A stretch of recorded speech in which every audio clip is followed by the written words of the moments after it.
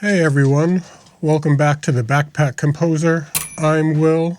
Happy belated Thanksgiving. If you're new here, this channel isn't primarily a theory channel, but everything we do connects back to theory because theory is just the names for sounds your ears already like. Today's video comes from a really thoughtful viewer question about how genre tends to determine your chord choices and when you're building accompaniments. The question was basically, what happens when you cross genre lines? Can you add chords between the standards, borrow from other keys, and use tools like secondary dominance and modal mixture to create unique hybrid sounds? That's exactly how I write most of my music. I will pick 3 or 4 different styles of music. I'll use the harmonies from one, I'll use the phrasing from another, and then I'll use the instruments from a third. So we take 3 styles and basically combine them into one. As far as a quick genre recap, different genres tend to use different default chord progressions. For example, these are just tools. Pop music uses a 1-5 minor 6 4. Blues uses a 1-4-5. Jazz uses a minor 2 major 5 back to the 1. Latin music uses a minor 1 to a flat 7 to a flat 6 to a major 5th. These are called chord genre progressions because as soon as you hear them, your ear goes, oh, I know what kind of music that is. What we're going to do today is pick one chord progression and use it in 3 or 4 different types of music, using just the chord track in Logic Pro to demonstrate. So our chords for today are C, G, A minor, F major, a 1-5 minor 6, and a 4 in the key of C. Now I'm going to play it 3 different ways. So here's the pop version.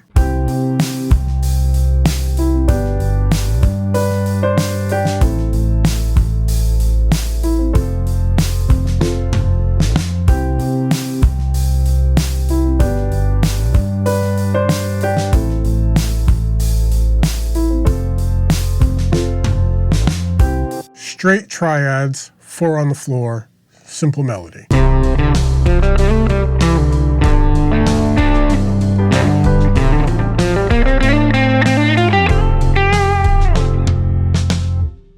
Here's the jazz version. Same chords, but we're going to make them 7ths, and we're going to swing the rhythm.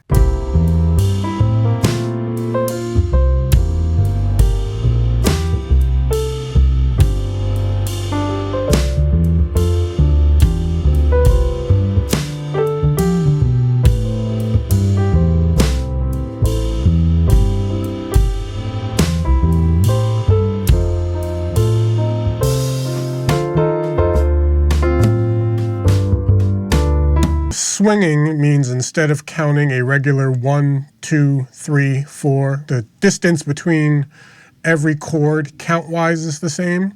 We're going to stagger them. So 1, 2, 3, 4. The 2 and the 4 are further away from the 1 and the 3. And that's what our swinging does. That's what gives jazz and blues its feel.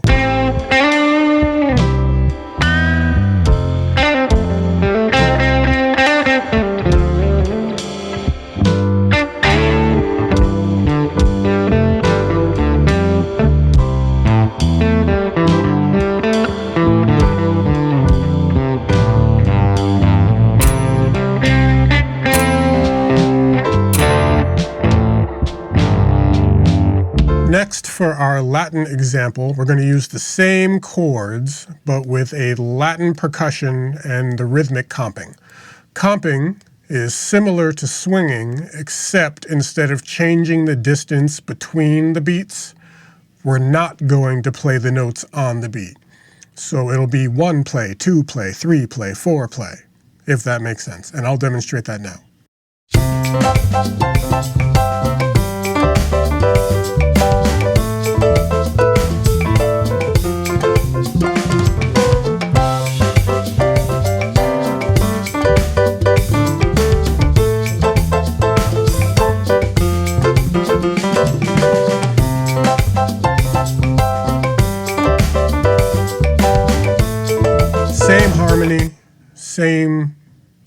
idea. We just play things differently, and that's where our genres come from.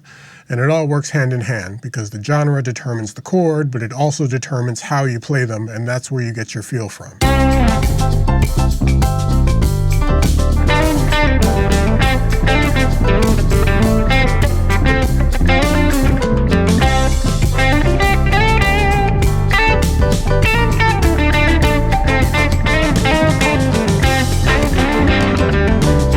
Genre is not the chord.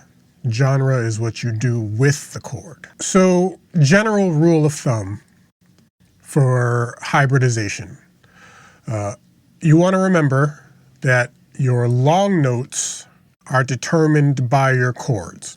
So every chord has a 1, 3, and a 5, and in some genres also has a 7. So you want to use those notes, 1, 3, 5, 7, as your main notes, your longer notes, your repetitive notes. The notes people hear the most have to be one of those 4.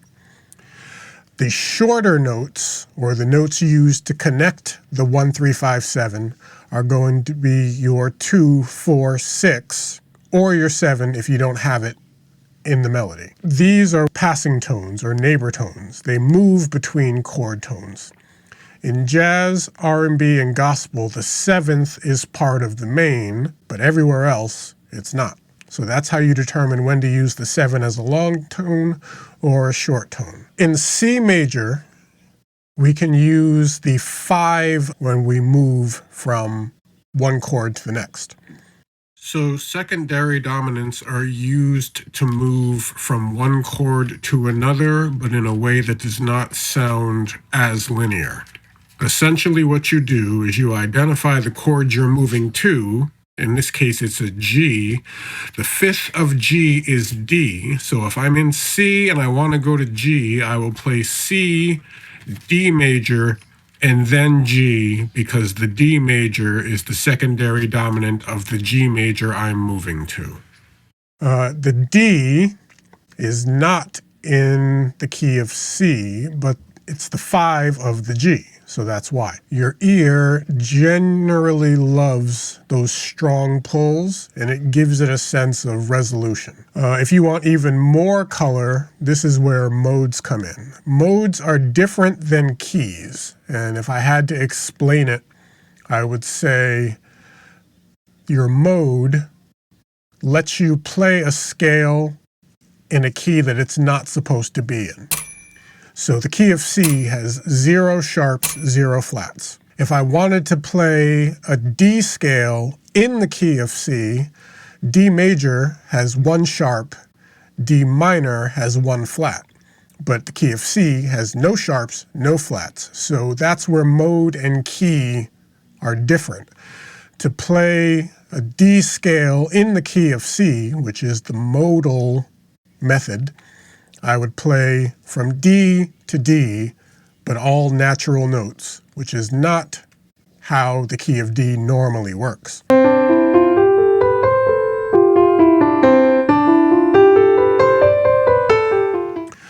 And this is useful for soloing. It's useful for trying to figure out which notes to use as passing tones or leading tones. There are a lot of people who will just ignore the concept of key signature and only use modal playing. It works, but it's one of those things where you really need to practice it and really get it to work the way you want it to. And it has its moments where it is extremely limiting, like when you're playing in a group and not everyone is using the modes. So using the same example, if I am playing that D, modes all have multi-syllable names.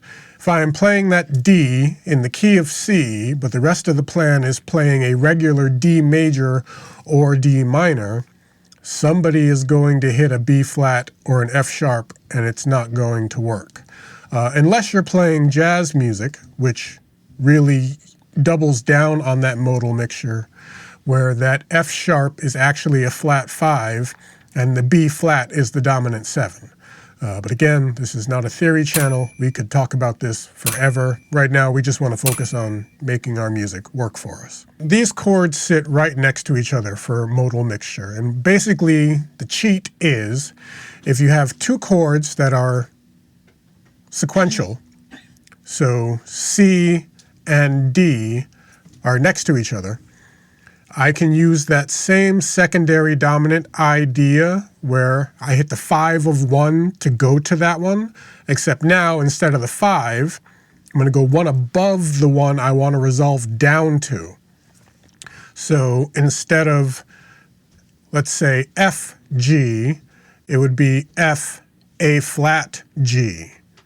So it gives it a resolution. Your ear here's the closeness between the two, and that resolution is designed to sound that way. It gives it a color that wouldn't be there if you just played your straight progression.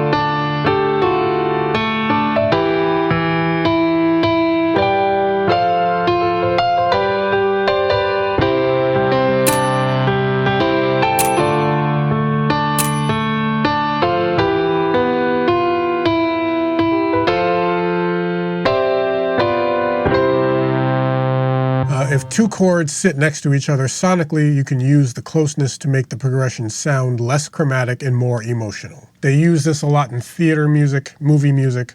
It makes it sound like it's rolling instead of moving. Lastly, we can use the circle of fifths. The fifth will always have its own fifth, which is different than the original key. So in the key of C, the circle of fifths is C, G, D, A, E, B, F, back to C.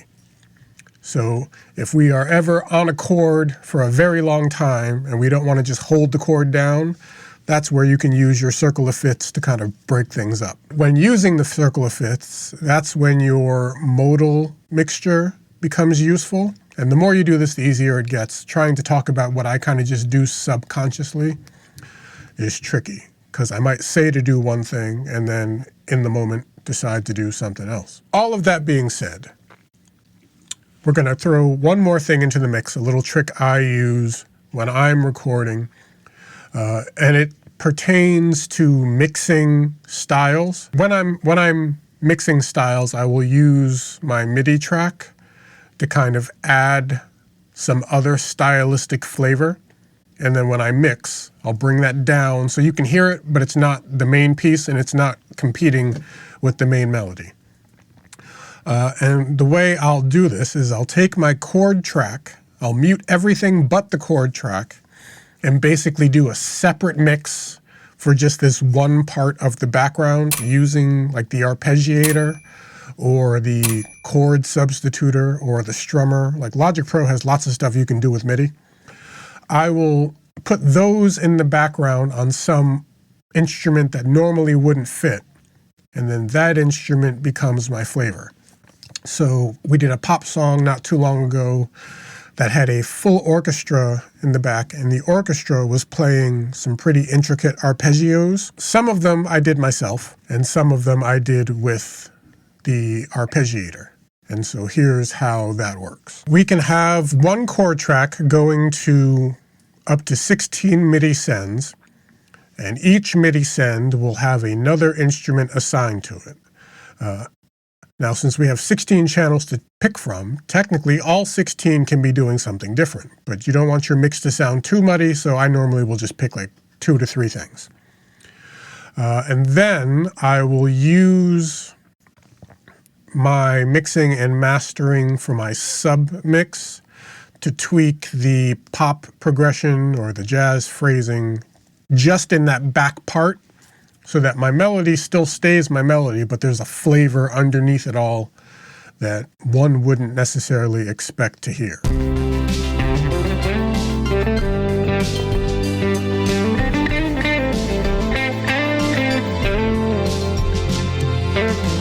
So having seen all of that, you can cross genres by using your genre progressions.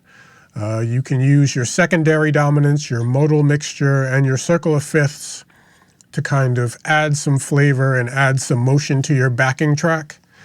You can use melody phrasings from other genres, and you can use instrumentation from other genres to kind of mix everything together into a new thing that is still what you intended it to be, but has elements of other things.